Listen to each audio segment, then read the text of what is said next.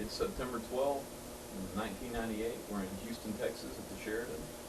My name's Slade McClendon, and I'm interviewing Frank and Ann Scaglione.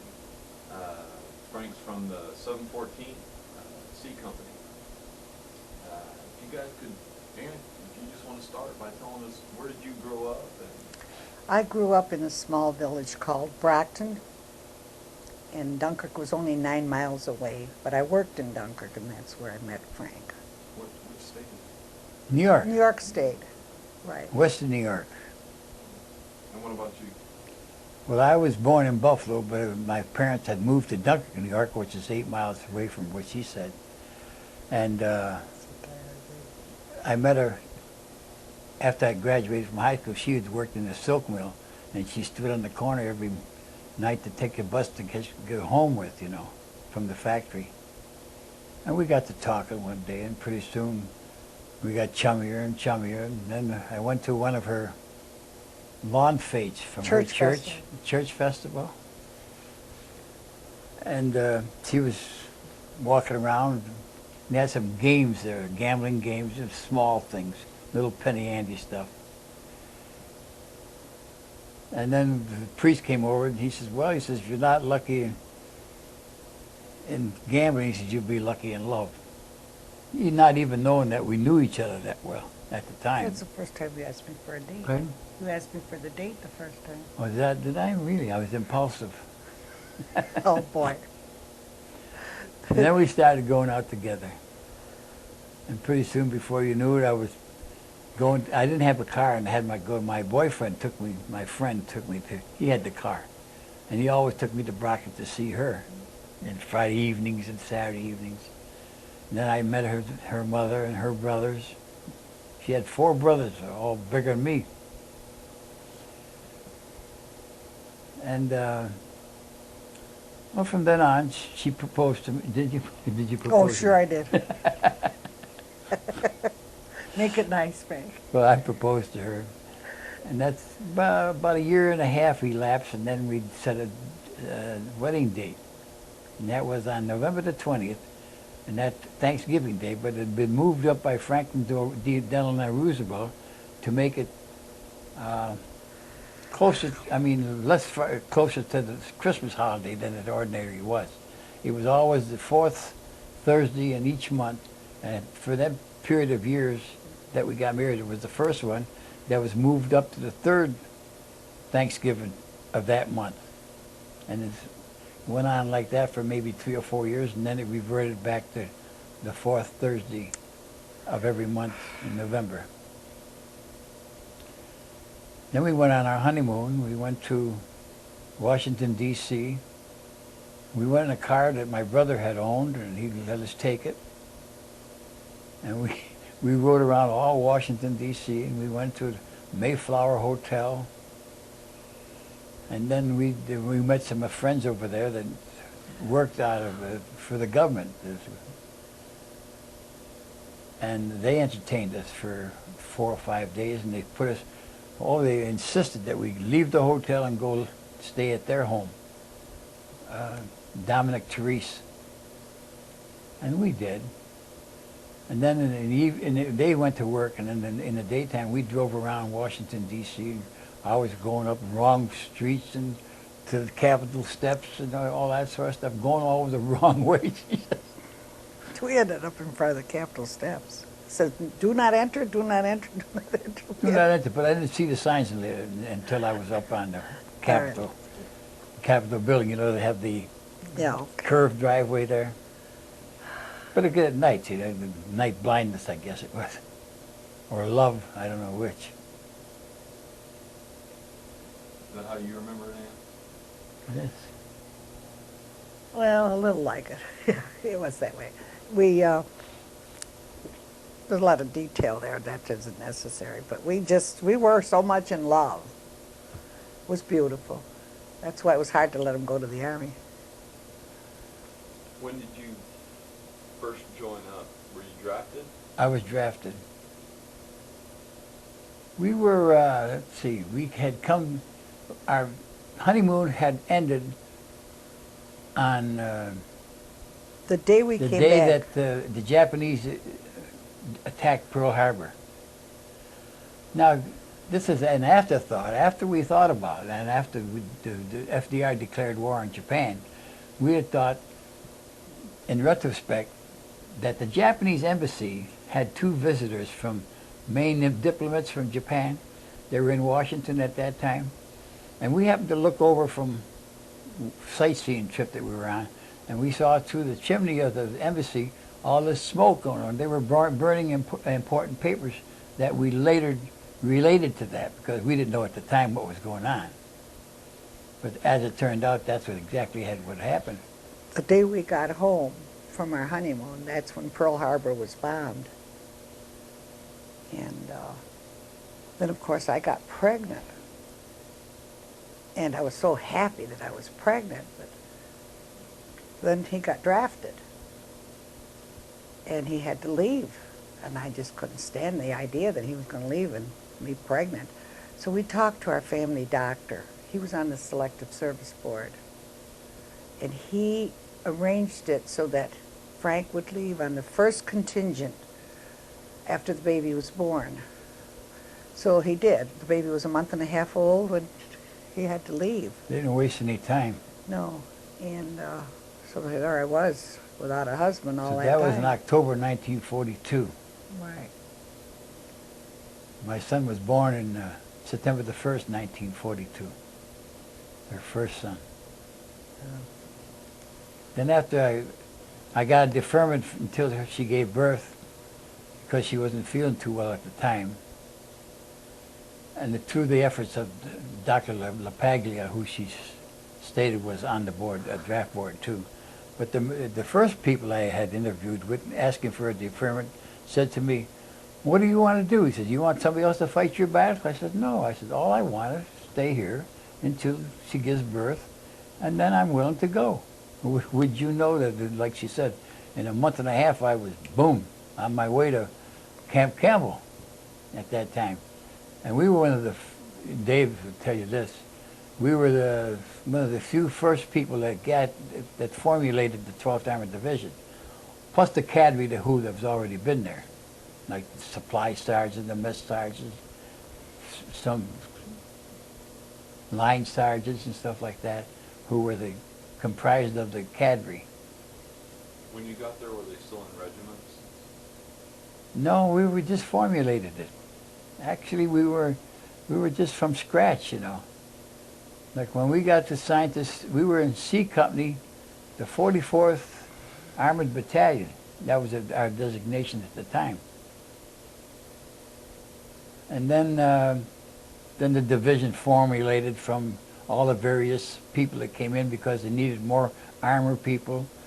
And then it became a blown-out 12th Armored Division under the command of Carlos Brewer, General Carlos Brewer. He was our first Major General, who was a division commander. Then we had various other commanders, you know, lower echelon, but I can't remember all of them, you know. Things were going so rapidly, we couldn't keep up with half the stuff that was occurring as far as staff is concerned, except our immediate company. Now, did you move down with him when he first went, or come down later, or? I went to visit him. I had an experience that I left the baby with his sisters and his mother. I wanted to see him. So I took a train down there. And it was all full of soldiers at that time, you know. And I was very naive. I hadn't traveled any place. And I did go to, first place I went was Clarksville. Yeah. Clarksville, Tennessee. And I got off the plane. That's all in my notes there, though. And Frank wasn't around. Everybody was meeting their mates and kissing and hugging, and no Frank. Oh My God, where is he? No, you came. He came running. I went to a phone booth that I saw close by, and as I'm getting there, then in the phone booth, he's running towards me. He was a little late. Well, it was good to see him then, of course, but he had to go back. So I was going to go back on base because they entitled the soldiers to live on the base for 3 days for their guests. And I happened to see a sign that said room for rent as we're walking to the bus stop. And I said, Frank, why don't I take that? This way I could save the time to be with you when you're on base, when you're off maneuvers. So we went in and we took the room, but he could only stay 3 or 4 hours. I think it was 4 hours he stayed. He had to go back because he had to leave for maneuvers and stay at maneuvers. And, well, after we greeted each other and everything, then he left. And I heard some moans. I was ready to get to bed, and I heard these terrible moans. Oh, my God, what's happening? And I sat at the edge of the bed all night long. I was scared to death. The next morning, a knock at the door, the landlady came and she says, honey, did you hear some noises last night? I said, yeah. I said, I heard bad moans. Oh, my son has polio. And polio was prevalent at that time. I don't know if you kids would remember that. I don't know if you do or not, but anyway, it was very prevalent. And he was in a lot of pain, poor thing. But I knew I couldn't stay there anymore. I'd have to find another room. So I did, and I don't know if you want me to continue with my trials on this, but Please. you want me to? Well, anyway, I went out looking for another room. I left my luggage there, but I didn't think it was going to be that hard. You couldn't find a room. There were girlfriends and wives that were there. Some of them were sleeping with just sheets between their beds in a basement. And I found a room, and the lady told me that I couldn't take it until I had to share it with a teacher. I said, okay. I took it unseen. Well, I went up to get my luggage, and I came back and waited for the teacher to come, and I went upstairs. It was an attic room. Oh, it was so filthy. It was dirty Kotex in the corner. The other girls said it was rat infested. There were no sheets on the bed. Oh, my God. Well, it was late then. I couldn't leave. I had to stay there. We asked for sheets, and they brought them at 9 o'clock. Well, I didn't sleep that night either. I was worried that the rats were going to come up, So the next morning, I figured I'm going to go out and look for another room. And when I went downstairs, I met a pretty girl down there that had a hotel room. And the hotels down there were not that nice. So she was looking for a room. I said, oh, you don't want to get one here. I got acquainted with her. I showed her my room. She said, oh, definitely not. So she offered me her hotel room because Frank was coming home from maneuvers that night. She said, we're going on a weekend pass. She said, you can have out my room. I said, okay. So then when I met Frank at the bus stop, he came up to get my luggage. And when he saw what he did, he went, oh, my God, and you slept here? He says, they should have paid you to stay here. I said, I know, it was terrible. I didn't sleep last night again. So we went to the hotel, and then I went out looking for another room. And I found one that was bad. It was a stove, and I had to go downstairs to cook the oatmeal in it. No, that was the first time I went. No, I'm way ahead of myself. Well, anyway, I had to come home then. After he left, then I had to come home. Stayed a week, I think it was, and we came home. And then when I went back again, I had some very bad experiences that are probably too long to tell you now. I don't know. Well, here. Good sir. Your thing's falling off your shoulder. I wouldn't worry about it, but I know you're going to want to look great. Oh, no, I don't want to show my strap. Well, that's kind of what we want to hear, though, is Okay. this stuff about what you went through as he was in all this training and Well, stuff. give me my notes, because I could be, You need can to I know? do that? Okay, that's fine. Because I might get just,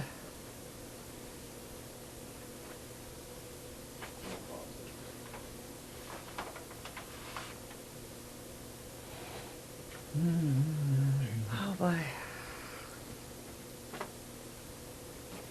I told you about the honeymoon, so we won't go there. No. Just go back to where you bringing Frankie down now, our baby. Is he a junior? Yes. Yeah. First one was Yes.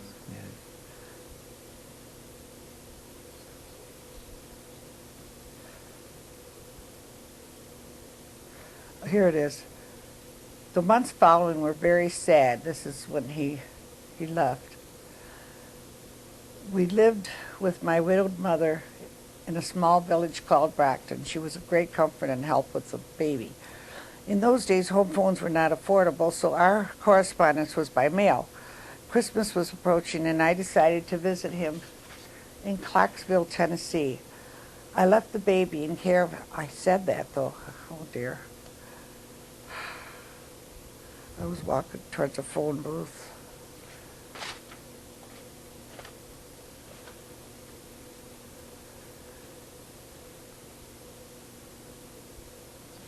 I said that, too.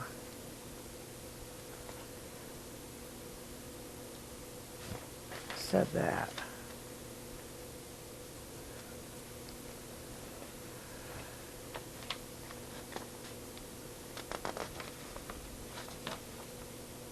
You've got that on pause, haven't you?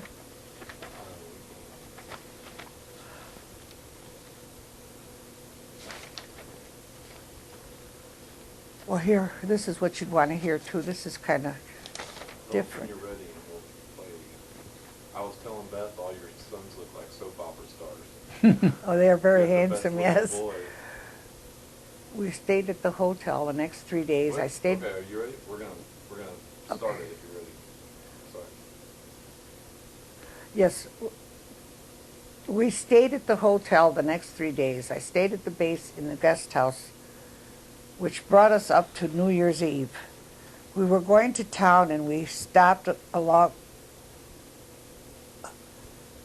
at one of the halls on base that had a dance. Frank was refused because he was not a commissioned officer. He was so mad. We then went to the train station, sat at a table, and ordered Cokes. Clarksville was a dry town.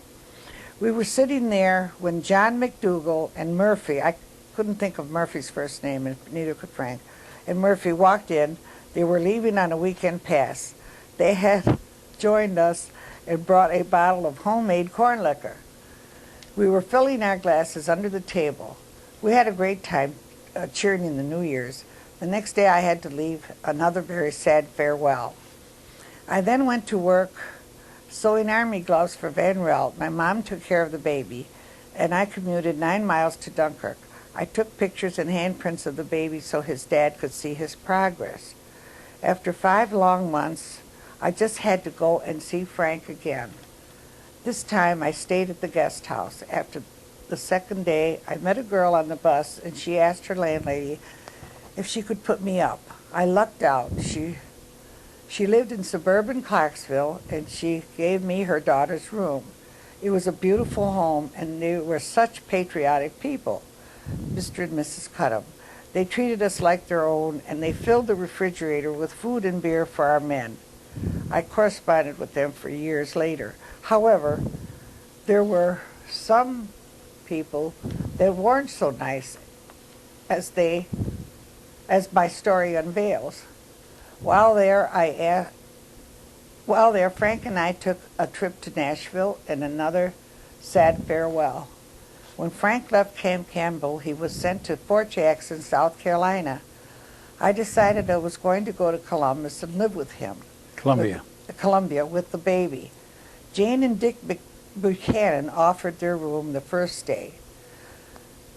Frank had to go on maneuvers the next day. When Jane left for work, I took off with the buggy to look for a room. Well, finding a room was like looking for a needle in a haystack.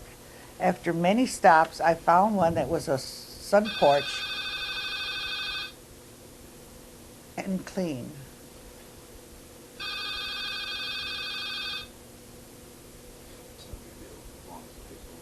Okay, so what was going on in... So I got this lady had a sun porch that was clean, and I paid her for half a week, but she gave me some rules that I couldn't sleep between the blankets. I said, okay, so I took it. Then I went to heat the baby's bottle on her stove, and she just said to me, you can't do that. I said, why? She said, it takes too much oil. You have to take the milk and put it in the pan. You know, normally you heat the baby's bottle in water in the pan. I said, okay, so I did that. Then I washed the baby's blankets and clothes, and I hung them on the back porch. There was a line there. And She comes to me and says, you can't do that. I says, why can't I? She says, because you have to hang them out at night. You can't do that now.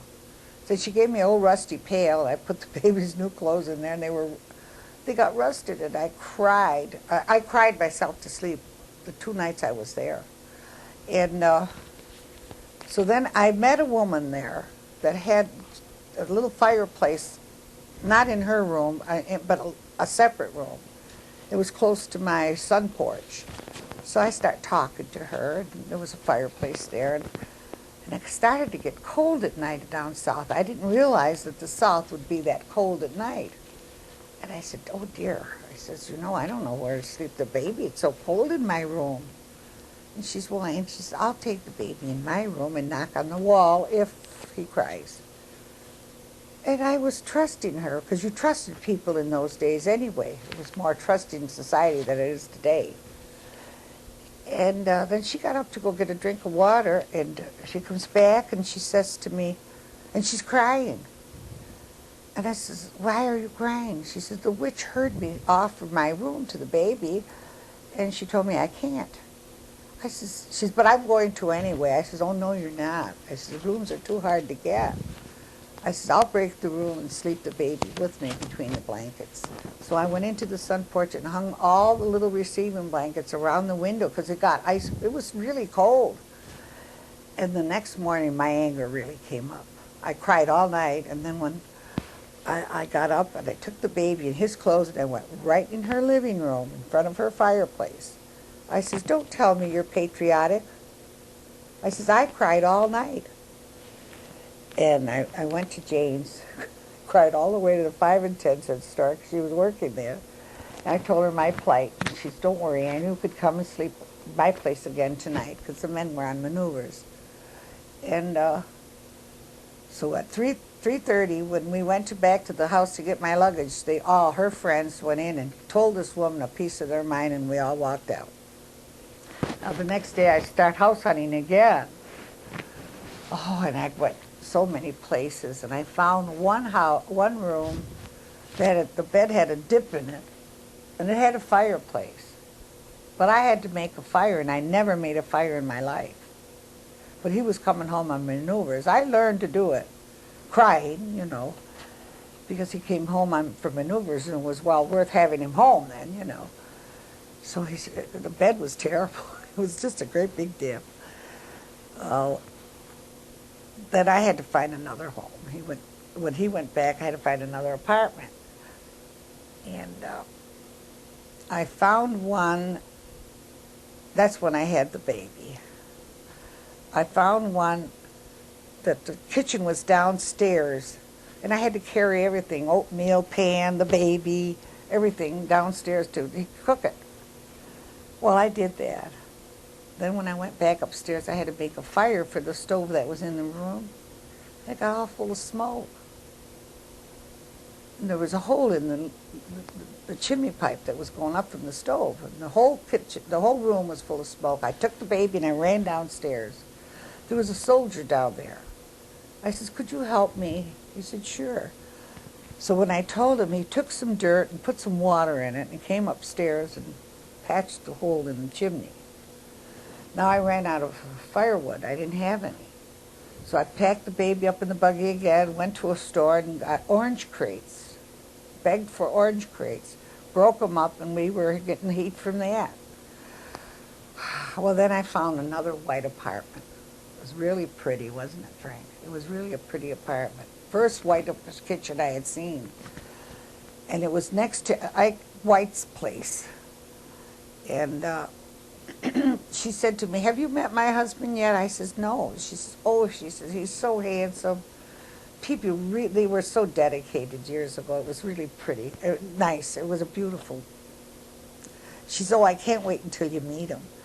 Well, anyway, he brought me coal. I didn't meet him, and then we got together. My mother had sent me a care package, and I made spaghetti sauce, and we all ate together. It was like a little bit of heaven after all that stress, Well, I was there, I forget how many months. I've got it in the book here, but anyway. Frank comes home one night, and he says to me, Ann, I'm going to have to move. You're going to have to go home. He was leaving for Abilene, Texas. Camp Barkley. Camp Barkley, yes. And she wanted me to go with her. She was going to drive and follow her husband. But Frank wouldn't let me. He says, no, you had too much trouble already. He says, you go home. He said, I don't think I'm going to be there very long. So I came home. But he was there longer than he thought. So when he did call again, I was home washing the kitchen floor. We didn't have a phone. My neighbor did. And she says, you want it on the phone? So I run there, and it's Frank. And he's calling me from New York City. He was leaving for overseas. He told me this. And naturally, we both start crying, you know. I go back home, and I finish the floor, and I said to my mom, oh, they called me up again. You got your wanted on the phone. I go back, and the operator scared me. She says, where did that call come from? I says, I don't know, which I didn't. She says, well, she says, there was information that leaked out that was not supposed to be leaked out. Because he told me he was leaving for overseas. That was private information. You couldn't say that. So I got so scared. I thought, my God, they might do something to him. But anyway, I went home and I said to my mom, I'm going to go see if I could see Frank in New York City. Because I had some friends that did go there and saw their friends, their husbands leave, or their boyfriends. So my mother said, okay. She said, but be careful. So the day I left, my friends took me to Dunkirk to the train station. They had a big hurricane in New York City. Now here I am, a young girl from a small town, going to a big city that had all this damage too. Well, anyway, I got around that. I called a cab, and I saw the windows broken. And I called a friend of mine that was living there. So I stayed at her house. Well, when I got to Grand Central Station, I wrote Frank a letter. I tried to call him. I couldn't get through. So I told him where I was going to be and my phone number there. And I gave him all the information. So I went up to White Plains, New York. And when I got to this friend's house, it was 7 stories high. And after we greeted each other, the doorbell rang, and I ran all the way downstairs thinking it was him. It was a postman. Now, her husband said to me, you know, honey, this was 2 days later, I hadn't heard from Frank. I was looking out the window, every soldier I thought was him, you know. He said, you know, honey, he said, if we knew the pier he was at, we could go and find him.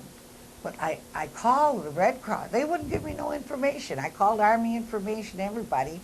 They wouldn't give me any information. So it was on a Sunday after 3 days. I called some of his friends. I had a list that were in his company. I had no luck there. And so I take a walk around the corner. There was a drugstore there. And then I happened to see a phone booth. And I thought, well, I'll call his mother and see if she's heard from him. So I went in the phone booth, called his mom, and his mom said no, she hadn't heard from him. Then I knew it was a lost cause. And while I'm sitting there dejectedly, I'd open the phone booth doors. A young boy comes in, and he's telling the owner that his brother was called and said that he was leaving for overseas. So I went up to him and I said, Sonny, where was your brother stationed last? He said, Abilene, Texas. I says, was he in Fort Jackson too? He said, yes. Well, then I knew that Frank was going for overseas. It was his company that was going, his unit that was going. But as I asked the last question, the owner comes around the counter. He points his finger at me. He says, I'm taking you in. I'm reporting you in as a spy. I started to cry and shake. We weren't allowed to ask questions like that in that time because everything was secret, you know. Well, I ran out of I said, if you were in my place, you'd do the same thing. And I ran out of the store, and he followed me. He followed me to the corner. Well, by the time I got up to my friend's house, I was hysterical. I could cry now thinking about it. I was so scared that they were going to arrest me, you know. And I said, I'd know that man's face now after all these years. He scared me so much. Well, then I went home, and I didn't hear from Frank. He was in battle. I didn't hear from him. I called the Army Information, the Red Cross. I called everybody because it was 3 months and I hadn't heard from him at all. And I was mailing letters to him, writing 3 times a day and going in high snow to the post office to mail him, sending him gloves, and because the tanks were cold, you know. And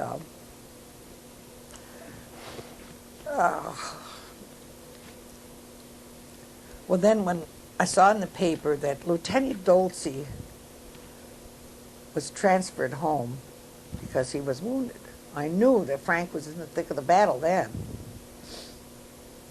And He was in our company. he was in his company. So I took a bus to go to Buffalo. And I found this address. It was his sister that the address was in. And she told me that he had gotten wounded, and so I knew that Frank was in battle, and I prayed constantly for his safety, you know. So it wasn't easy. It really wasn't an easy time for me anyway. So then his mail was written to me. It was censored. All of it was censored, but I did get his mail. It was censored. Well, I start working at one of the grape juice plant factories in Brockton, and they had brought Army prisoners over, German prisoners. So I was telling my co-worker that Frank was had been in Herlisheim, and this German prisoner. This was after the war, I was at Rudesheim. Rudesheim, whatever. On the Rhine. This was after the war, yeah. But he was still there, you know. And the German prisoners were sent over to the States to work in some of the plants. And he heard the name, and he asked the guard if Frank, if he could talk to me so that Frank could go see if his family was all right. He was worried about his family, poor thing, you know. His family he was from one of the good Rudesheim. Germans. His family was from Rudesheim. And so when the guard came over to me and asked me, and I says, well, no. I says, his mail is all censored. He won't be able to look nobody up. And he went, bah, just like that. And he walked away, you know. And, well, then Frank came home and everything. God blessed us and took care of him. And we had 3 other sons, so we've made 4 beautiful sons we've had. So we've had a good marriage, a lot of blessings. When did you first see him next? When he came home, when did you see him? What time? They picked me up at the train station. I came from Fort Dix after being discharged. That was a year and 4 months later. A year and 4 or 5 months later, anyhow. Yeah. I left Rudesheim. I was the first sergeant, and I took my Jeep, and then we drove to Marseille, France, and then we got on a Liberty ship on our way home, the route home, and that was the SS Liberty. And after, you know, because the war had ended, they had different menus for our mess halls, and steaks and ice cream, and would you know that I got seasickness, and I could hardly eat at all. And we had to skirt over the Bahamas because there was a storm in the Atlantic Ocean, and eventually we landed at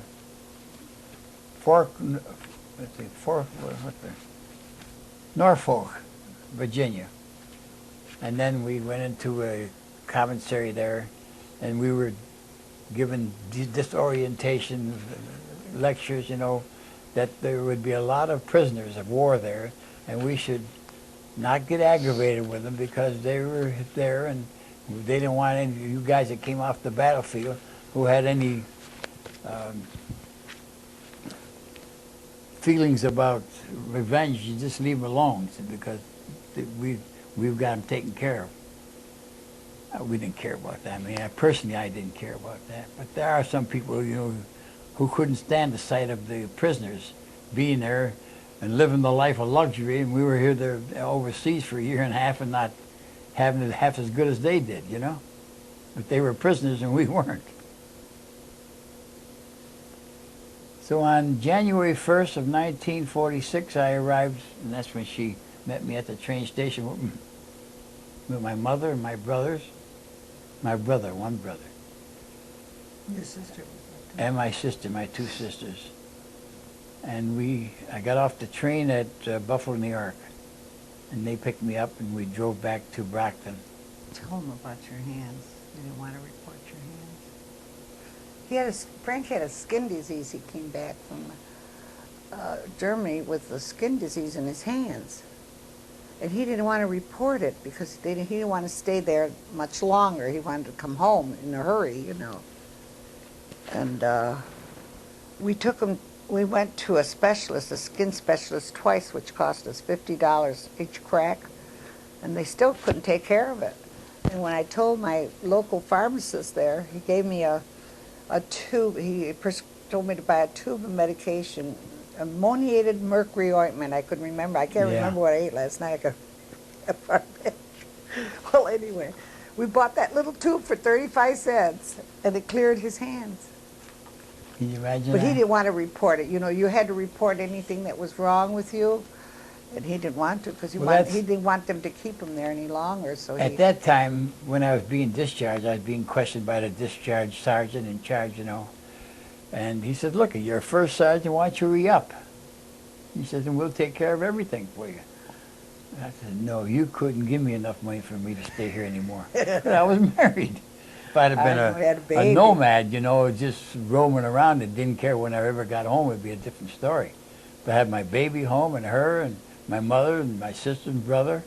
I said, no, you can't entice me. You can't give me enough. I don't want it. And then, of course, she related about my skin disease that just happened to be some kind of a dermatologist defect, I guess. Yeah, but the doctor specialist couldn't take care of it. No, the doctor didn't take care of that. Mercury ointment did it. What did you do after the war? Well, I went back. Well, after the war, I went back to my old job. I was working in a shovel plant, see, and I reported for work because they said within a certain time, if you don't report, they don't have to guarantee that they would rehire you. So I made sure. But would you know they were on strike at the time? I can't come home. So then I went to the gate anyhow, and I saw the general manager, and I says to him, Mr. Jaffrey, I says, look, I want to report for work even though the outfit's on strike. And I said, because I don't want to lose my right to be rehired here. He said, don't worry. He says, we'll take care of you. Then the strike ended about 6 weeks later, and I went back to work. I worked there until August of 1951, and I took a job with the City of Dunkirk Electric Department.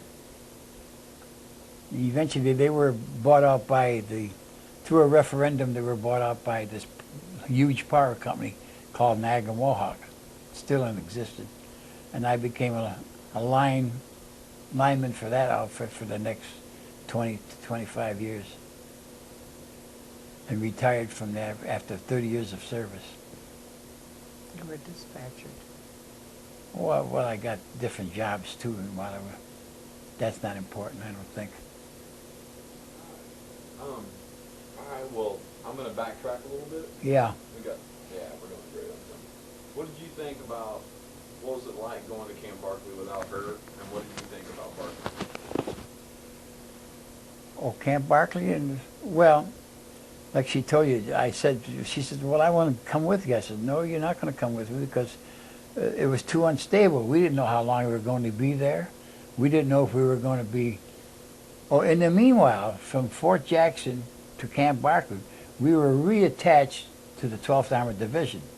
We were part of the 12th Armored Division at first, and they broke up these in smaller units, and they put one of the armored divisions, the battalions in the South Pacific, and we were scheduled to go from to the South Pacific too, you know, as a unit by itself, the 714th. But instead, they made us rejoin our parent division, which was the 12th, at Barkley.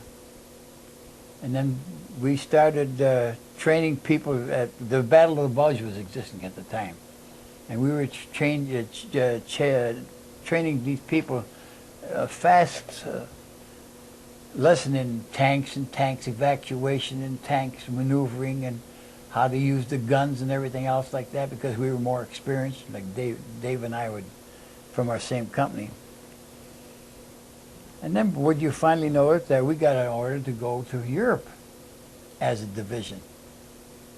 So we landed in, well, Barclay was not too bad. I liked Barclay, Abilene.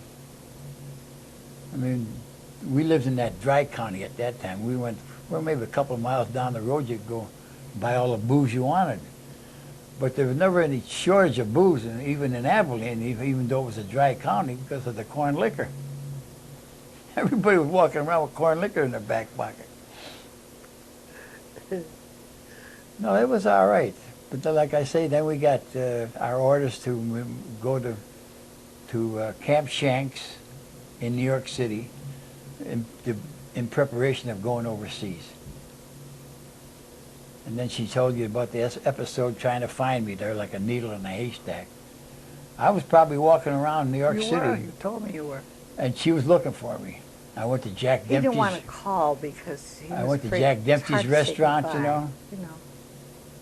No, I was afraid to call her then because You I said it figured was hard to say goodbye. if they would intercept your call, they always thought you were going to give them the information and all that baloney. Well, would you know that after I'm out to sea going toward Europe, in the SS Marine Raven, that's the name of our Liberty ship, and I get a telegram from her. They gave it to me 3 days after I'm out at sea that she had written to me. And why would they give it to me when I was at Camp Shank? I'll never know. They would never gave me her mail or that telegram until I was out. They didn't want anything leaked out. So our experience in Abilene wasn't too bad. A little cold in the mornings, I thought. Up there in the Panhandle, holy cripes, isn't it? A little south of A little south? Little kind of West Texas. Yeah, that's right. To me, it was all Panhandle, though. So, were you on, which ship were you on going over? SS Marine Raven. So you Was weren't it- on the Empress? No, we were a Liberty ship. To bring our division over, totally, we all went together. I'm sure that our whole division wasn't on that small ship. There must have been 2 or 3 Liberty ships that we were on. But our company, C Company, 714th, was on SS Marine Raven. And coming back, it was SS Worcester Victory. Oh, and after the war, you know, we were separated from our 12th Armored Division and assigned to different other units. I was assigned as the first sergeant to the 36th Infantry Division. There was the famous infantry division overseas. Only to come home with them. That's all. Well, what did you think of Tidworth Barracks? I thought they were crummy. Tidworth Barracks were, well, they were old, really old barracks, you know. And the accommodations seemed to be like antiquated. These old wooden brick buildings. Nothing elaborate about them at all. I mean, we came from Camp Campbell and even Abilene where they had nice barracks, nice grounds and everything else. It was very nice there. And plenty of field for tanks to maneuver in. Did you make it into London? Oh yes, we went to London, Piccadilly Circus. That was the famous night spot over there. Went to That's why you didn't call. Buckingham Palace, you know. Saw the change of the guards there. We went to that Hyde Park where everybody stands on a pedestal and starts claiming their this. They didn't like the war particularly, and why should they be in the war and all that baloney, and why were the Germans attacking them? There were these scatterbrains. Always there. You'd always see something different every day you went there. And we didn't go every day, of course. But when we did go there, there was somebody on a pedestal yelling his thoughts and everything else. Congregation of people around him just listened to various arguments of why they were in the war and why they shouldn't have been in there in the first place and everything else. And that was called Hyde Park. I guess you've heard of that, haven't you? Actually, that's interesting. That's the first I've heard about Oh yeah. Well, we were on a sightseeing tour in London. We picked out all of the high spots there. You had it easier than I did. Trafalgar Square, you know, where they had this statue of Commodore Nelson. All those interesting points of view. And then we went to the famous church in London. What would they call it? Notre Dame. No, Notre Dame. Abbey? Notre Dame was in Paris. Westminster Abbey. Westminster Abbey. That's right. That was You were nice. sightseeing while she was working in the factory. Yeah, and he Yeah, went to yeah. the Riviera too, you know. Well, this is after the war. I had it higher than he did. I think she did for a while.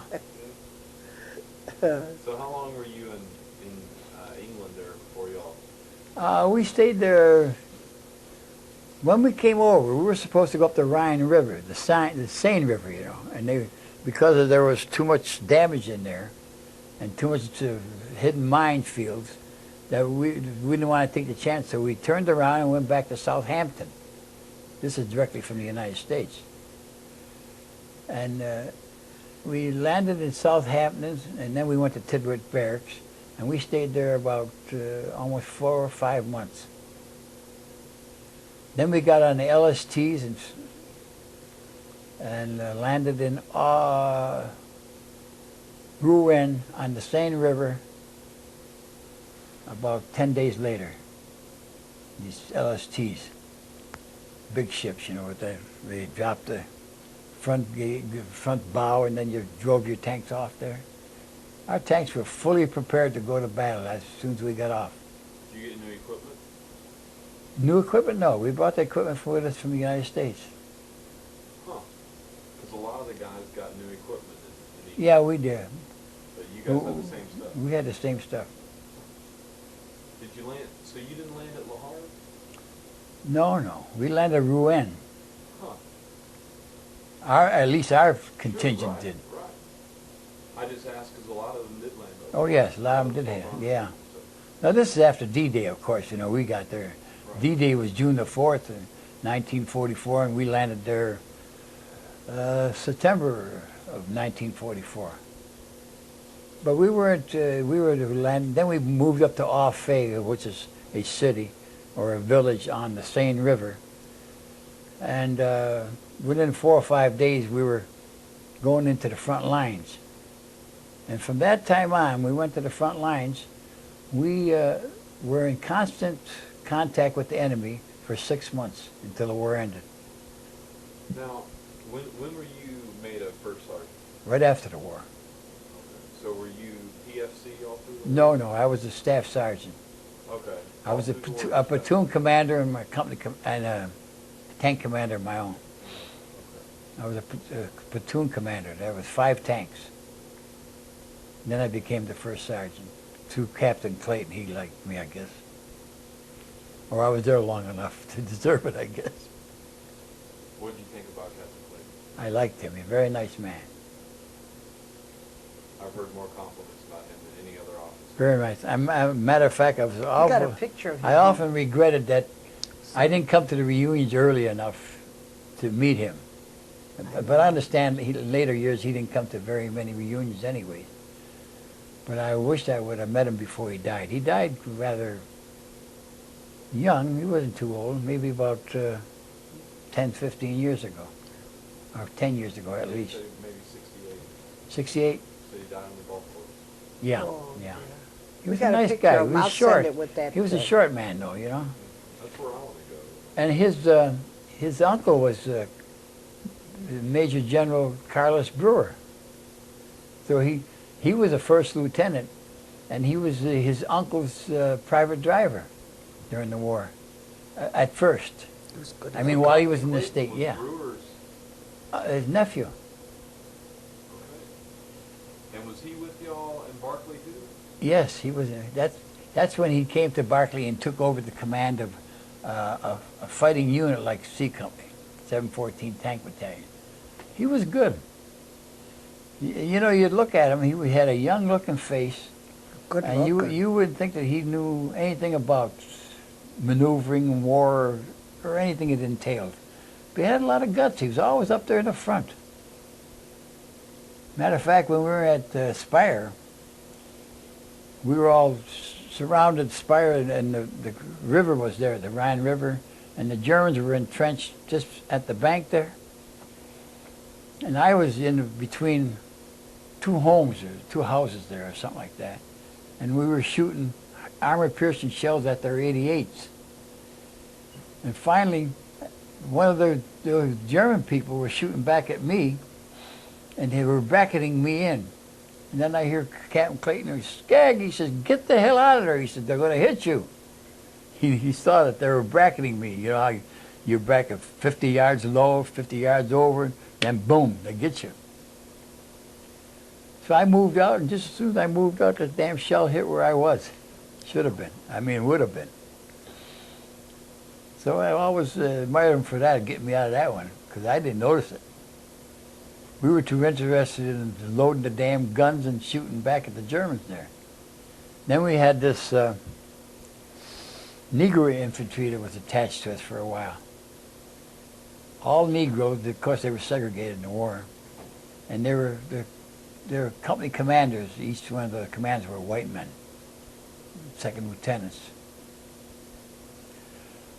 So we wanted them to, by foot, circle these embankments for that the Germans had set up with their 88s.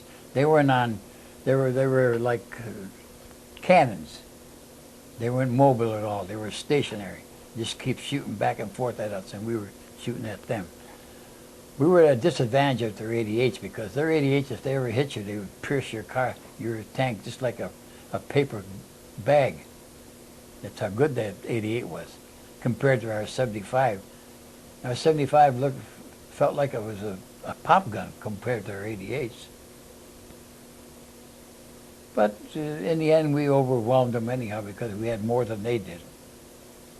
But to get back to this Negro company, they went in there, and I don't know, for some reason or other, their leaders were telling them to come on, let's get in there and circle these people and trap them in there. They all took off for the rear. We can elaborate from that, but it wouldn't do any good today. So what did y'all do? Well, we stayed there and suffered it out, and then we finally overwhelmed them. And that's where we crossed the Rhine at Speyer. That's one of our, outside of Herlesheim, this is one of our next bloodiest battles. Herlesheim was our worst. Like I was telling you, when we were evacuating from Herlesheim, we saw Captain Clayton and Dave Golden with their tank tipped over, had fallen off that bridge. But I remember him sitting there, he was standing on his tank, it tipped over, and he says, come on, get out of here, go. It was all dark at that time. It was, after, maybe midnight or something like that, and we were coming out of there. Now, I don't know if you want to, was there anything you wanted to talk about? You said 4 or 5 days out of Ophé, y'all started heading towards the front. Yeah, that's the first time we went into combat. That was before Spears? Pardon? That was before Spears, over by the Rhine? Yes. Okay. No, it wasn't quite up near the Rhine. Okay. So what went on then? Could you tell me the story? We moved out at night, and no lights, of course. You had those dimming lights on the tanks. And there was an artillery battalion up in front of us, and they were shooting. And you could see it like a 4th of July, all the fireworks, That's the way it seemed as we were going by them to go up ahead because they were clearing the way for us. with high explosive shells, the artillery was. And then we came in contact with the enemy. We hit the German territory about next day or two in a town called Bettville. That's the first time we came in direct contact with the Germans. They were in the town and we were trying to capture the town. We finally captured it. And we had a few casualties there, but not too many. And then through various other skirmishes, the days went on. They wanted us to, our division, to protect the southern flank of the Bulge, so the Germans wouldn't break out there and come to the south, Alsace-Lorraine. And we were there doing that. And then after that, we got attached to General Patton's 3rd Army, the 12th Armored Division. And we're called the Mystery Division. You've heard of that now. And we were, that's toward the end of the war, though. We scampered through there like 40 miles and 45 miles in, 2 or 3 days, We were, because what they called speed tanks, We captured, of course the war was ending anyhow, but we captured for like 7,100 German soldiers. Lots of their ammunition and their equipment, horses and everything else. I mean, we just gobbled them right up. And we were the point division for General Patton's 3rd Army. We were actually attached to the 7th Army. That was Patton, and General Patch was our 3rd Army commander. He was the lieutenant general. Can you explain that to me a little? I haven't had that explained real precisely. There's General Patch and General Patton, the 3rd Army and the 7th Army. Yeah. But they were all under Patton. Is that right? Patton was the head of the whole operation? Patton was the head of his own 3rd Army. Okay. Everybody was under Eisenhower. Right. Yeah. Patch was the commander of the 7th Army. But Patch was on that. Yeah, he was. Spearhead in the Colmar Pocket. Yeah, he was there. Spearhead the Colmar Parker, so too. were you guys actually, was the 12th and the Mystery Division actually attached to Patch or to Patton? Patton. Patton. We were attached to General Patton's 3rd Army as the Mystery Division. And we were his point division, and we went over the Rhine, and then we went and going helter-skelter and capturing everything. Within 30 days, well, we got to the point where on May 8, 1945, the war ended, and we were there at the Austrian Berchtesgaden boundary. And then they wouldn't let us go any further because now we had to let the Russians come into to Berlin. And the only people who got in Berlin from our 12th Armored Division was our reconnaissance. They were there before the Russians got there, but they wouldn't let us in because they somehow or another, through the politics of war, they let the Russians come in first. That's all that was about. We were there actually before they were, but we couldn't get in there. They stopped us. All right, well, now I'm going to backtrack to Hurlesheim. I want you to, if you would please, tell me step by step, start a little before Hurlesheim, and tell me about your experience there. I mean, your company, your tank, because it gets sophisticated. Let me say something real quick, and you tell me if I'm right. The 714th went in first. As far as tank battalions go, the 714th went in first. And if you don't know, that's okay. But I was told the 714th went in first, suffered casualties pretty heavy and pulled back. And the next day, the 23rd went in, suffered pretty heavy casualties and pulled back. And then the 43rd went in and pretty much got wiped out. Yes, that's right. The matter of fact, that the 43rd, they got wiped out. They had their tanks confiscated, and the Germans had captured all the men that were in those tanks, something like 11 tanks and 55 men, plus maintenance and everything else that was captured by the Germans. And would you know, following the day after we got out of Hurlesheim, We were on a perimeter around this Herlisheim and this river that was in front of them. And out comes a column of United States Army tanks manned by German people. They had captured, and they were coming back to shoot at us. So then finally one of our commanders says, "Shoot them son of a pups." He says, they're not ours. He said, the Germans had captured them a day or two before. So here we were shooting at our own tanks, knowing that it was manned by the German people. That was kind of thrilling at the time, too. The doubt, but we knew definitely that our men were not in those tanks. So we were shooting at them. So tell me what your experience was at Herlish. Well, at Herlisheim, we moved up there from, I forget the village prior to that. So, and we put a perimeter around the village of Herlisheim. And we had stayed there for maybe a day and a half. I remember we were just stationary there, all in a perimeter. Maybe each one of our tanks was 100 yards from each other, and all pointed toward Herlisheim, while they tried to get the infantry into Herlisheim too, our infantry, armored infantry. And then, like you said, we finally went in to Herlisheim. But then we didn't stay there just stationary without doing anything, because we were being fired upon spasmodically. I didn't think it was any great force at the time. I mean, you might see a shell go over your head, and somebody was shooting at you and stuff like that. We didn't pay too much attention to that, because small arms fire, we were never afraid of that.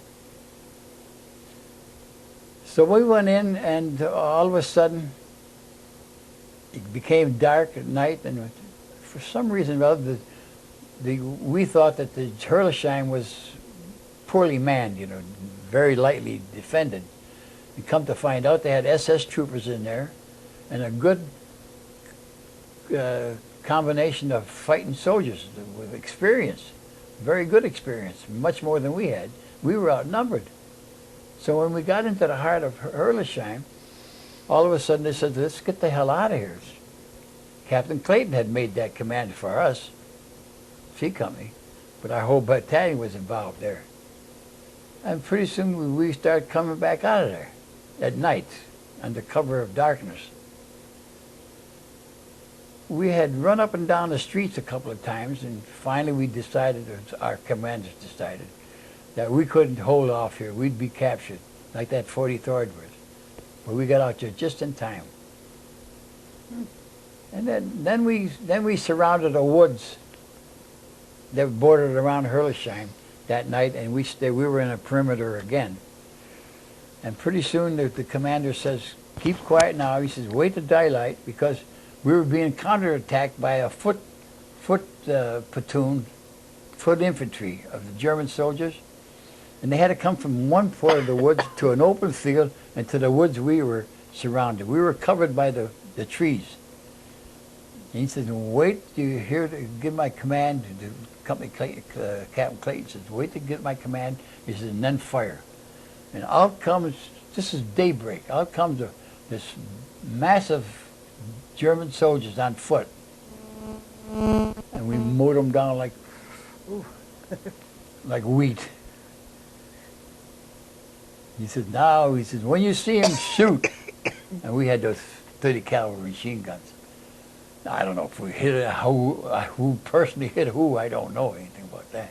But I know we sent them back, though. They didn't see you? No, not until we had open fire on them. They thought we had retreated way back, out of sight, but we just retreated, so we waited to see what was going to happen next. And then finally, in a couple of days after that, we went back into Herlisheim, captured the place, and it was ours. But that's where we had our first experience there. Did you see any stuff that really sticks out? Oh. I forget now where we were. But we were traveling along, and there was a contact between our United States Army infantry. It had nothing to do with the Armored Division. not even ours. It was some other outfit. And Germans had conflicted in a woods. And there was an open area in this woods. And finally, we went out there and we got most of the people out, the German people, and we rescued a lot of the American soldiers that were left. But laying on the ground was a mass of German soldiers and American soldiers, young boys and everything else. It was a horrible sight. I didn't even want to remember that. And then some of these hard-hearted son of a guns, you know, they'd see a guy there laying there, and one guy, he says, well, look at the ring on that guy. I said, you're going to take that ring? I said, like hell you are. You leave him alone. An American soldier, a kid about 18 years old, laying there dead, you know. And those kind of experiences really made an impression on me all the time. There was a lot of fluky things that went on in the war. How about some of the American soldiers that confiscated stuff from the houses? Oh, well, that went on all the time. You don't want to mention that? So one time we were capturing some German soldiers in a barn. This is near Speyer, but we had passed that, and we were on the other side of the Rhine now, I think. And there was this gung-ho sergeant of an infantry company that was attached to our armored company. And as these guys were coming out, he wanted to shoot them. I says, what are you, crazy? I said, he's surrendering. You know, maybe a group of 10 or 15 German soldiers. They're surrendering. What do you want to do? I don't care, he says. And then he says, what do you want me to do? And he turned the gun on me. I said, what, are you crazy? I said, but why you want to shoot these guys who just give themselves up? They had their hands on their head. They were giving themselves up, and he wanted to shoot them? There were some mean American soldiers. I'll tell you there were. So did he leave them alone?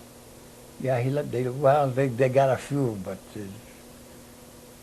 I made enough noise that they just decided not to do it. I couldn't see it. I mean, they were giving up. I didn't have the heart for it. Even though they would shoot at us until they were exhausted of material and ammunition, that's when they gave themselves up. But even knowing that, at least they gave themselves up. And then don't forget, toward the end of the war, there were a lot of what they called, oh God, they were elderly men. They weren't elderly men, but they were older German people who were drafted by, they forced them to go in to become cannon fodder, you know, from the Germans. Hitler had the need for this personnel, and he would draft anybody and everybody. Guys that were in there, we were in our 20s, and these guys were in their 40s and 50s. And they had no heart for it toward the end of the war. They gave up in droves. And then some of our people would want to shoot those guys. I said, what, are you crazy? They're giving up. The war is ending. At least we thought we... I said, this is nonsense. I couldn't see it. I was very irritated at some of our own American people. And they weren't given that command by any of our leading officers either. That was something that was inbred in them personally. If you see somebody do something like that, that was his personal vendetta that he carried within his mind. It wasn't an order for anybody to do anything like that, not by our United States Army, never. But you see some quirks there, you know. Why do you think they felt that way? I think they were psychopaths. That's why they did it. They, in their own minds, thought that they had to get revenge somehow. Maybe because they were taken away from their families, and maybe that was their way of retaliating, but I didn't think that was any way to retaliate. The people were giving up. I thought it was horrendous. Unnecessary. Well, what else? What other things? I know I've heard you talking. What else sticks out in your mind? Some stuff that really, I don't care if it's funny or... Oh, well, some of it Well, wasn't. she was saying something about Mr. White. What, something White? Ike White. Y'all Oh, lived Ike. next door to him. And Oh, yeah, yeah. Well, we were around, we were surrounding Bettville, Bettville, and one night, it just broke dawn, and we were being fired on by the Germans in mortar shells, and poor White, he was just opening up the top of the cover of his tank. He was a tank commander, and as he opened up the cover of his tank and his turret, one of these mortar shells went into the tank and blew him to smithereens. Him and the gunner and his loader, the 3 people in the turret, were blown like this massive flesh and blood, like she says. You had to shovel them out to get them into these bags. And that poor guy and his crew got wiped out with that mortar shell. That stood in my mind very dramatically. You wonder when that could have happened to you, because you had to do something. You couldn't just stand there like a dummy. You moved, even though you were shooting at the enemy or they were shooting at you. You had times you had to get out of your tank and you had to do whatever you had to do. And you had to open up your hood. Tell them about the men. All your men were injured in your tank, but you.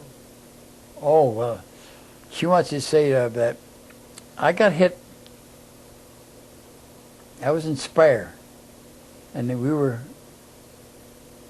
going to bed down for the night. We just give us a protective perimeter in the village here that we were in, and somehow or another the German soldiers sneaked in behind my tank, right in the center of this village we were in, and with a Panzerfaust, he shot at the rear of my tank,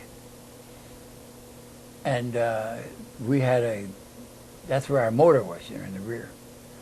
He made with a Panzerfaust, he made a hole that big, and it blew up, and I was in the tank, and I got blown out. But I didn't get hurt. And nobody else got hurt in my tank, but it disabled my tank. Now, another time, this was a good one. We were in a small village, and our company was, again, in an alert position, in a perimeter defense. And finally somebody says, I don't know if it was Clayton or anybody, says, hey, the Germans are attacking us down the road here. Let's get in. So we started going out in a column formation.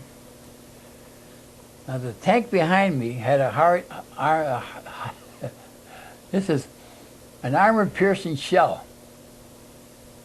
And in my turret, in my tank, I had a high explosive shell. Now he hits my turret, and I just had put down the cover because we were going on down the road to attack these Germans that were coming in on us. Now his gun went off accidentally, it hit my turret, blew off my 50 caliber machine gun because it's right there in the back of me, and it jarred my turret off its track. But that jar set my gun off with the high explosive shell into a barn down the road about 50 yards, and out come 10 Germans surrendering. I thought that was a bullet shot. That was in the Stars and Stripes. That was in the Stars and Stripes. Now, how about the fact that they were wounded? Didn't you tell me that 5 men were wounded? Oh, that's another and time. You got not the Purple Heart, you got the... He wouldn't give me the Purple Heart. No, not the Purple Heart, the Certificate of Merit. You got the Certificate of Merit for it. Captain Clayton had put me in for the Bronze Star. See, For the Bronze Stars. we were attacking the Germans around a cemetery. And we got down there far enough that before I knew it, a German soldier had come around the corner of the cemetery. It was a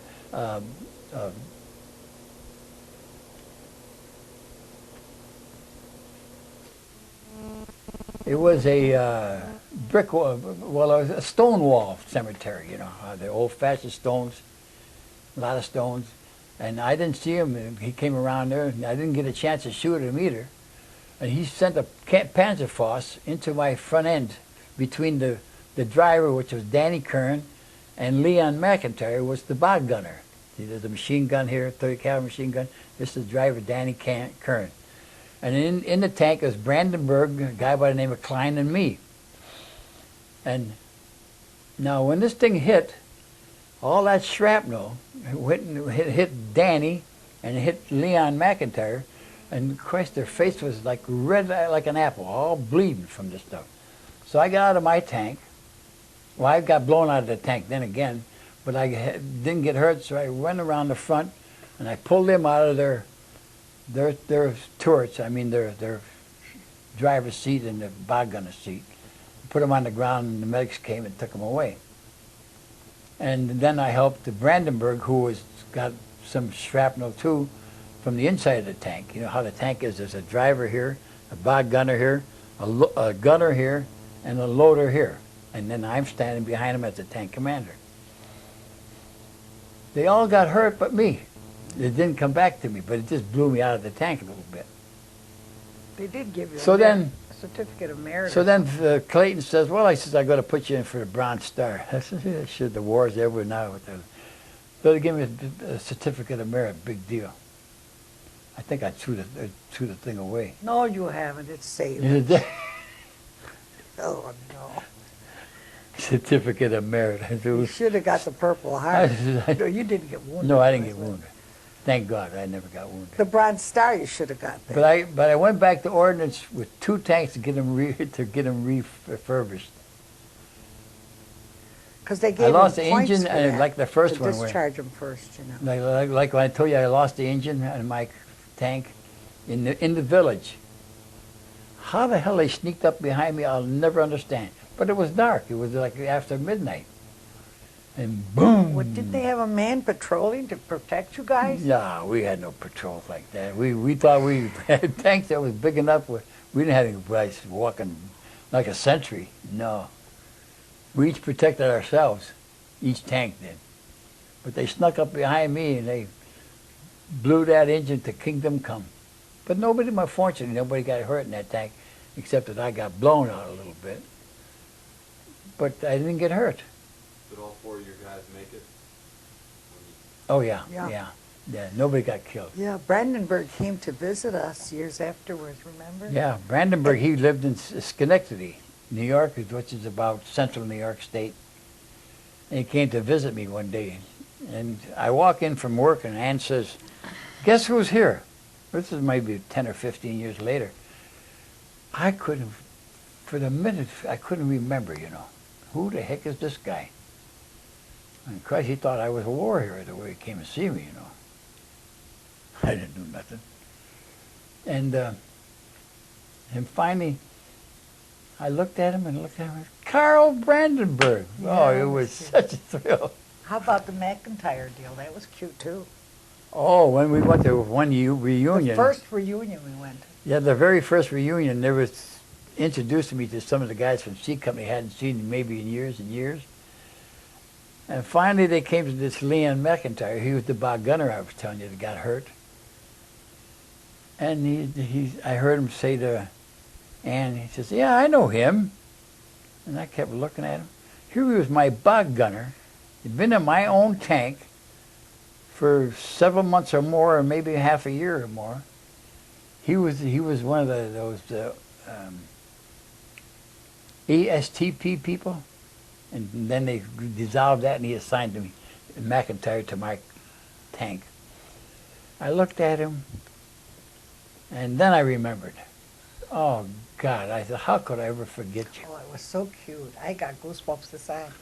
He's looking at Frank. He recognized Frank right away. He was sitting in the lounge when we went to see him. We went in there. They said, there's somebody from Seat Company in there. So we went in, and he was there with his wife, and he recognized Frank. He went right up to him, and Frank didn't recognize him. He said, you don't know who I am? Frank said, no. He said, I was your gunner. Well, then, of course, it was beautiful, you know. But he didn't recognize him. But he had changed, I guess. Well, he had gotten... Well, he had Parkinson's disease. Parkinson's, right. Yeah. And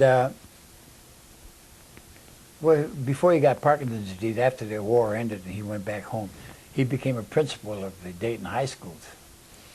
A very good job. He very came, nice man, too. He came to most of our Not too reunions, tall, anyway. you know. Leon was never too tall, but maybe 5'8" or something like that. But a very nice person. This Klein, I got a kick out of him. After my tank got hit a couple of times, I used to carry the morphine, see, because I was the tank commander.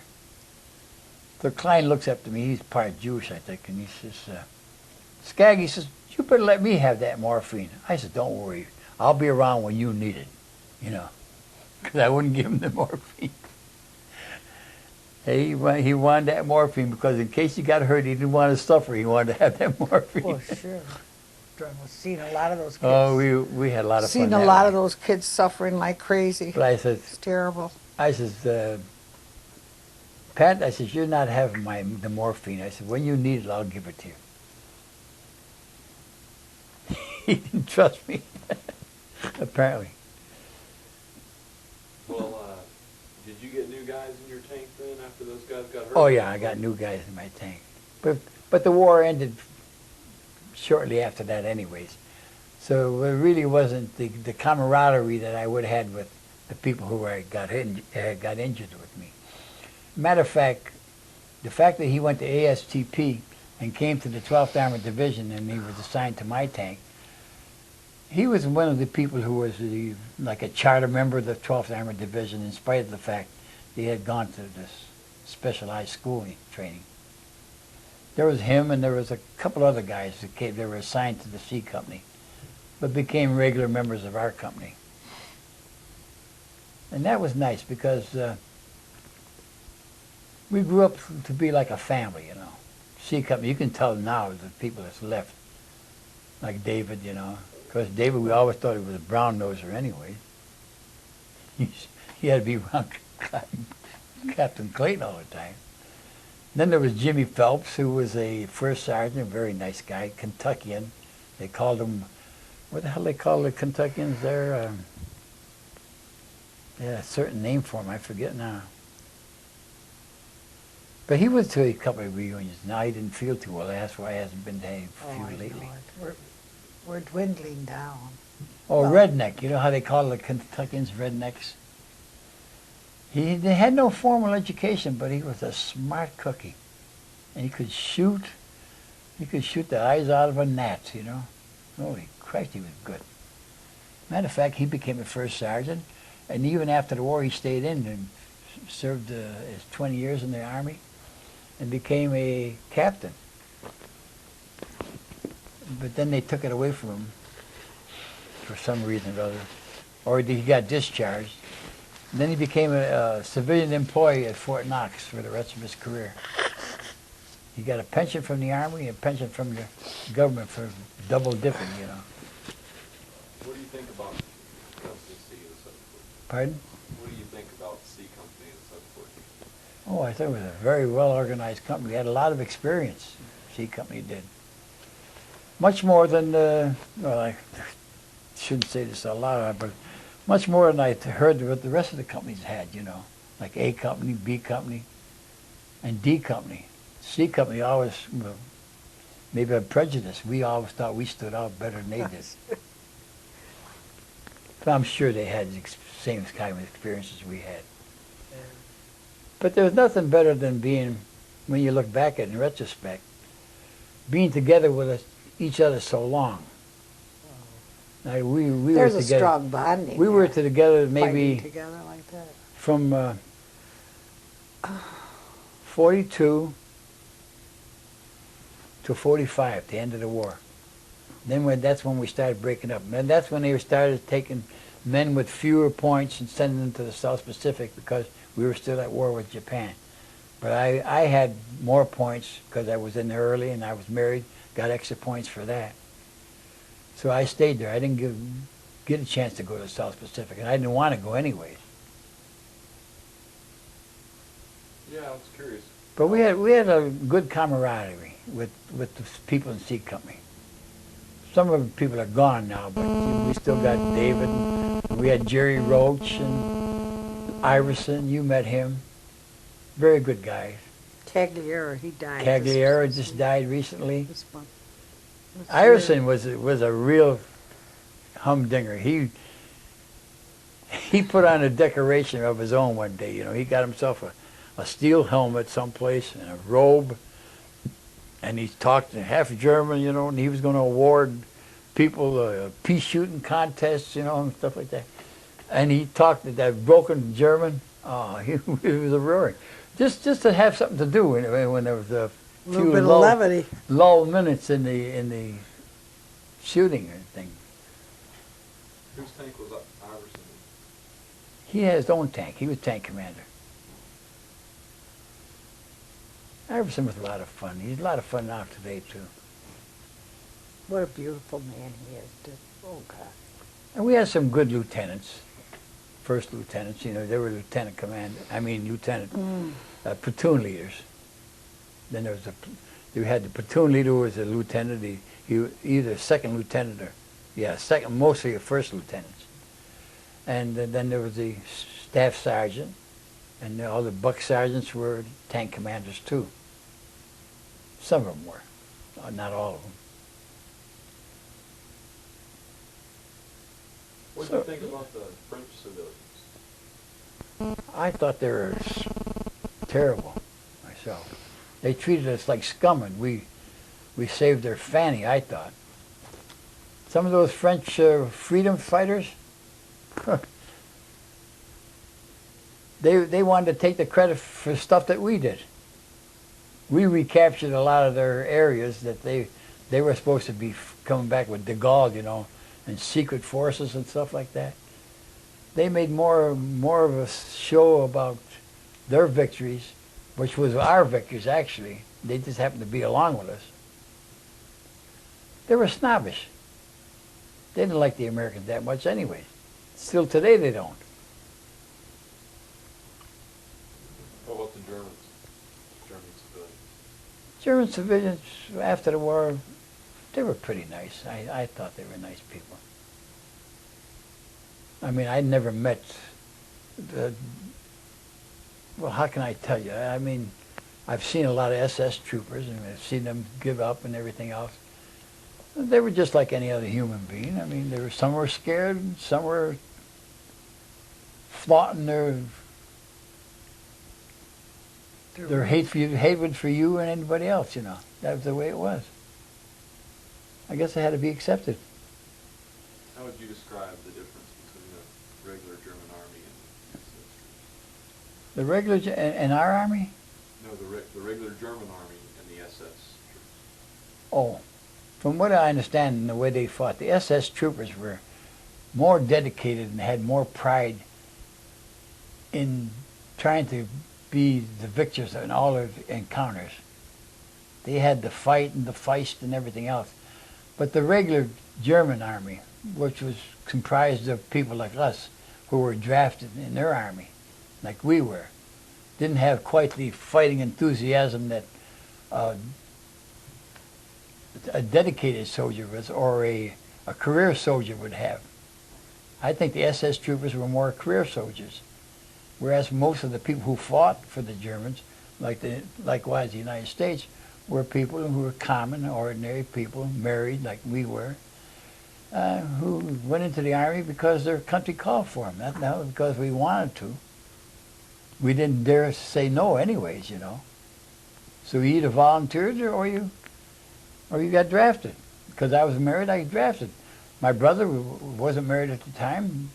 He volunteered because I was in there. Because after all, he wanted to do his share. And that would happen to a lot of American people. And that probably would happen to a lot of German soldiers. Or the English, as far as that goes. Or the French. You said, I was talking to David Golden a few minutes ago, and an hour or two ago. He was saying how he volunteered to go to that, I forget what he called it,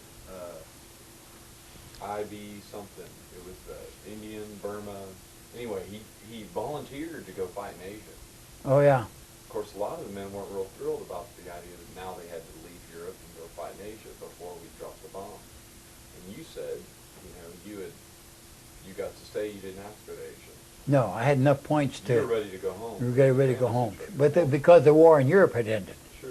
Well, not being single and having something to lose, What was that? How did you not think about that, or did you think about it? I mean, what was that? Because here you had a wife and a child back home.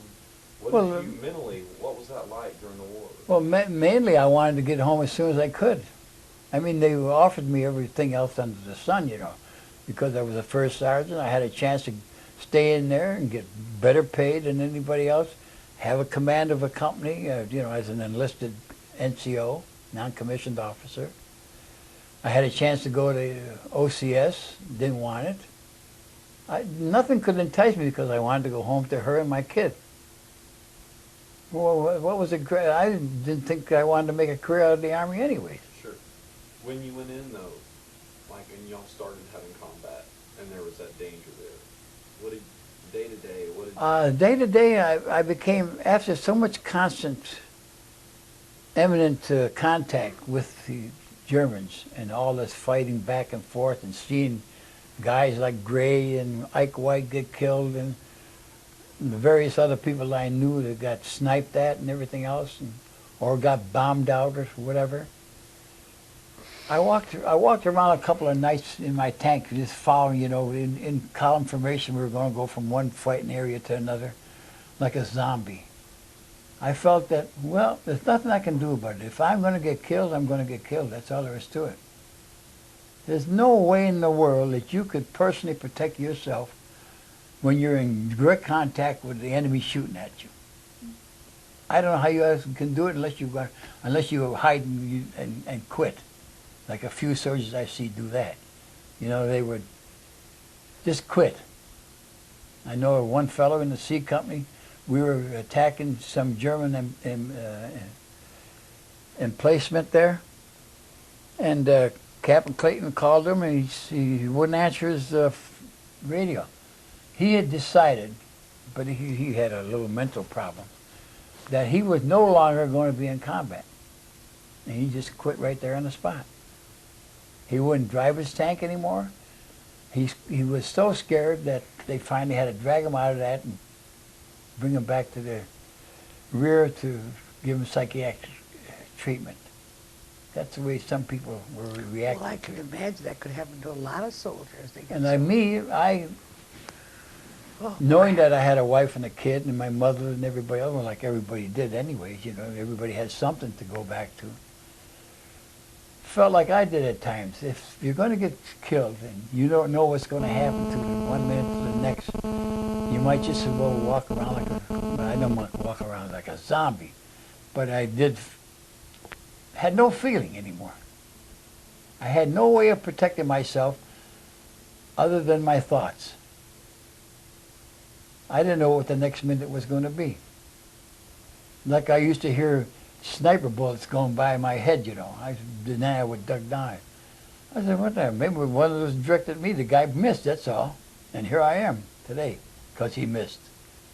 But other than that, I didn't know anything about that either, till I heard it. But it was always there. It was always imminent, because we had contact with them.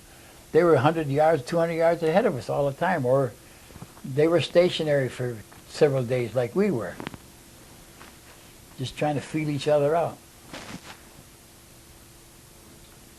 But I felt good in the tanks, though. When I first got drafted and went into the tanks, I said, well, what am I doing with this? These are like sitting ducks, these big things here. You get in one of those things, everybody's going to shoot at you. But I found out later that even though they shot at us, we had the armor protection that the poor guy who was walking on his infantry, you know, armored infantry, he walked, he had no protection at all. I said, oh. We had armored infantry that was attached to us. They rode the back end of our tanks, because then when we hit the enemy, they would surround them, you know, or get on foot. But in the meantime, it was winter, and winter of 44 was very, very cold. 44 and 45.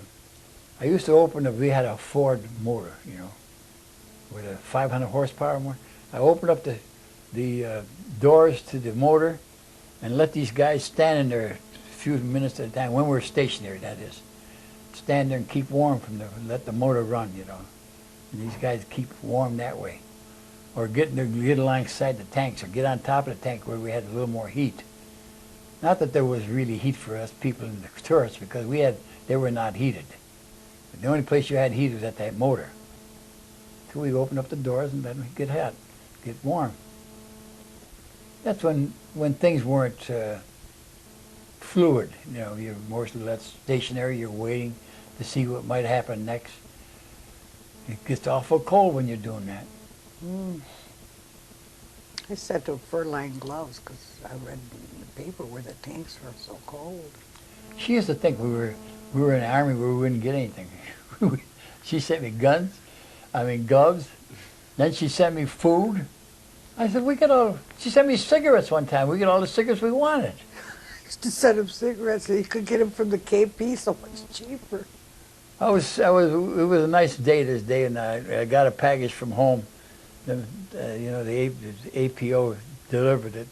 She had an Italian delicacy like a caponatina, you know, and McDougal was near my tank. He was a tank commander too. And I says, Mac, you want some of this? He says, yeah, sure. He says, anything that's better than this mess we're getting here. So we opened up the jar and we ate that, you know, with a couple of crackers. This is in a lull period when you could just sit back and kind of relax because we weren't in direct contact with the enemy that particular day anyway. So there were days like that. Most of the time there were days when you didn't really know what was going to happen in the next 5 minutes. Unless you were deeply engaged in a the tank to gun artillery and stuff like that. Then you knew that you had to mind your P's and Q's and keep shooting. Other than that, if you didn't see anybody, it was useless to shoot them, to shoot in the air. This wasn't like fireworks. This was real stuff. You couldn't waste your ammunition just thinking you saw something or go game hunting. No way. All right, well, I'll ask one more question. Tell me about Colonel Fields. What did you think about him? Colonel Fields, to tell you the truth, I didn't have too much contact with him when I was in combat, you know, even though he was our battalion commander. I got to know him after I joined the 12th Armored Division Hellcats, and we went out together because David knew him better than I did. And he and his wife went out with us a couple of times at dinners and stuff like that. I thought he was a great man, great personality. And he never was a braggadocio person as far as I could see. I liked him very much.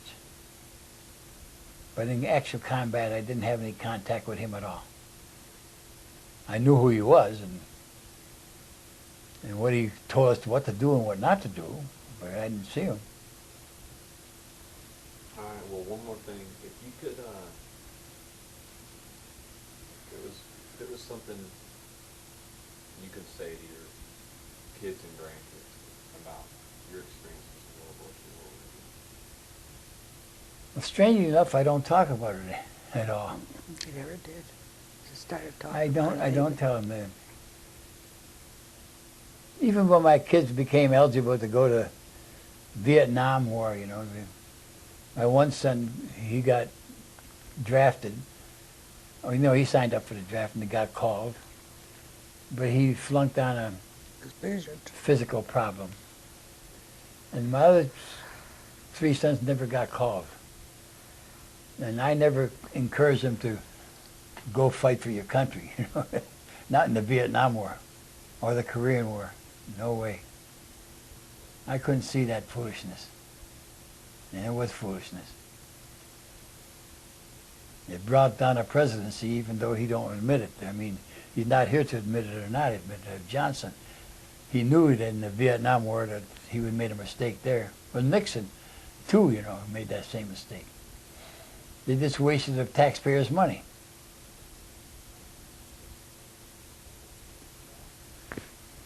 Well, it was a great experience. I mean, I wouldn't trade it for the world, but I'm not looking forward to any more of it. Frank didn't talk about his war experiences for years and years and years afterwards.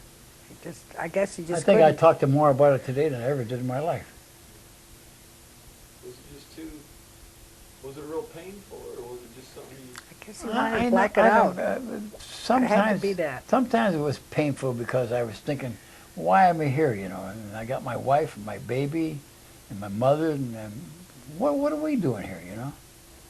And why me then rather than somebody else? But I mean, that was selfish thoughts too, you know. You just couldn't think in those lines, otherwise you'd drive yourself crazy. Were you? So I used to, while we were in the States, you know, we used to go on maneuvers and stuff like that. We had this lieutenant who was our platoon commander, Dulce.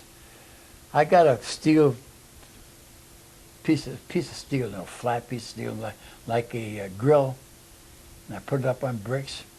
And one morning we got some fresh eggs from some farmer like that, so I decided to have eggs, you know, sunny side up. I like things like that, you know. I never told her I could cook. See. You never fried an egg home for years. Well, I didn't want you to know that I could do it. Just started when you retired. Well, were you proud after the war was over? I think so. I Oh, think yeah. so. Yeah, Yeah. you was. After it was all said and done, I think that I was proud that I was able to serve my country. I felt pretty good about that. Not in any braggadocio way. I just thought, well, I was one of the numbers that did it. That's all. Did you have any experience with the death camps? Oh yes, yes. We came along on not Auschwitz. This was a place in Germany where we came in as a 12th Armored Division C Company. We were on the tracks, and here was this camp. I forget the name of it now. And there in a corner with all these Jewish people that are getting ready to be cremated. They were stacked up nakedly like cords of wood. Oh, that was a sight. And we freed a lot of American prisoners in and around that same area. I forget what, God, I wish I would have remembered that. It's a very well-known concentration camp. And Was it around Dachau? Dachau, yeah. That's one of the places. I was going to say Auschwitz, but that happened in Poland. There was something like that. Oh, there was a lot of that stuff. Matter of fact, I had a Jew guy in my company, Jew boy, Gail was his name. He made sure he was with headquarters company. So he made sure he got down and he could take pictures of these things I was talking about, the stacks of bodies, you know, and the crematoriums and all that stuff. He had a insatiable desire to get all that information and put it on in photographs. He showed me after the war. High Lippman. Oh, yeah. Well, there was some graphic stuff like that.